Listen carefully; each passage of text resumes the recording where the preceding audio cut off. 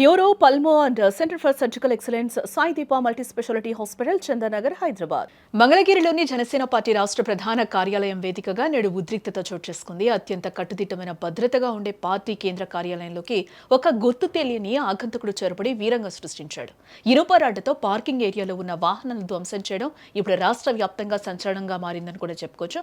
అసలు ఇంత భద్రత మధ్య ఆ వ్యక్తి లోపలికి ఎలా వెళ్ళగలిగాడు? ఇది కేవలం ఒక వ్యక్తి చేసిన పనా, లేక దీని వెనక ఏదైనా కుట్ర దాగి ఉందా అనేది ఇప్పుడు ఉత్కంఠ రేపుతోందని కూడా మనం చెప్పుకోవచ్చు. మంగళగిరి జనసేన ఆఫీస్ ప్రాంగణంలోకి ఒక్కసారిగా దూసుకొచ్చిన నిందితుడు తన వెంట తెచ్చుకున్న రాడ్డుతో అక్కడ పార్క్ చేసి ఉన్న 2 కార్ల అద్దాలను కూడా అతి కిరాతకంగా పగలగొట్టినట్లుగా మనకు తెలుస్తుంది.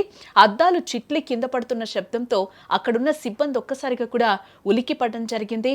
నిందితుడు ఆవేశంతో ఊగిపోతూ వాహనాన్ని ధ్వంసం చేస్తుంటే అక్కడున్న వారు అతన్ని అడ్డుకునేందుకు ప్రయత్నించారు.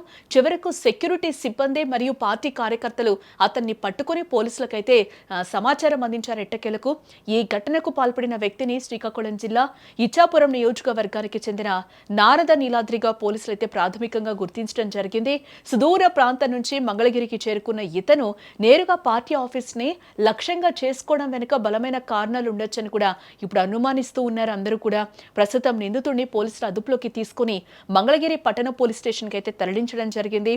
అతడి మానసిక స్థితి ఎలా ఉంది, గతంలో ఇతనిపై ఏవైనా కేసులు ఉన్నాయా అనే కోణంలో పోలీసులు అయితే కూపీలాగుతున్నట్లుగా అయితే మనకి ఇన్ఫర్మేషన్ అయితే వస్తూ ఉంది. ఈ ఘటన తీవ్రతను దృష్టిలో ఉంచుకుని పోలీసు యంత్రాంగం ఒక్కసారిగా అప్రమత్తమైంది. గుంటూరు ఐజీ సర్వశ్రేష్ఠ త్రిపాఠి, ఎస్పీ వకుల్ జిందాల్ స్వయంగా మంగళగిరి పోలీస్ స్టేషన్ కి అయితే చేరుకున్నట్లుగా కూడా మనకి సమాచారం అందుతూ ఉంది. నిందితుడిని నేరుగా ప్రశ్నిస్తూ వివరాలు అయితే సేకరిస్తూ ఉన్నారు. పార్టీ కార్యాలయానికి చేరుకున్న ఉన్నతాధికారులు సీసీటీవీ ఫుటేజ్ ని పరిశీలిస్తున్నట్టుగా కూడా తెలుస్తూ ఉంది. నిందితుడు ఎప్పుడు వచ్చాడు, ఎవరితోనైనా ఫోన్లో మాట్లాడా అనే అంశాలపై కూడా ఫోకస్ పెట్టినట్లుగా తెలుస్తుంది.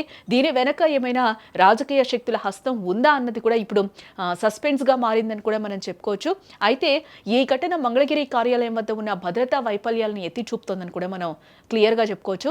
గేటు వద్ద ఇంతమంది సిబ్బంది ఉండగా ఒక వ్యక్తి ఆయుధంతో లోపలికి రావడం ఎలా సాధ్యమైంది అనేది కూడా అందరికీ కూడా ఎదురవుతున్న ప్రశ్నగా ఇది మనం చూడొచ్చు. ఇది ముమ్మాటకి సెక్యూరిటీ ఫెయిల్యూరే అని కూడా పార్టీ శ్రేణులు ఆగ్రహం వ్యక్తం చేస్తూ ఉన్నాయి. ప్రస్తుతం జనసేన కార్యాలయం చుట్టూ భారీగా పోలీస్ బలగాలను అయితే మోహరించారు. పార్టీ నాయకులు మరియు కార్యకర్తలు ఆందోళనకు గురి కావద్దని పోలీసులు కోరుతున్నారు.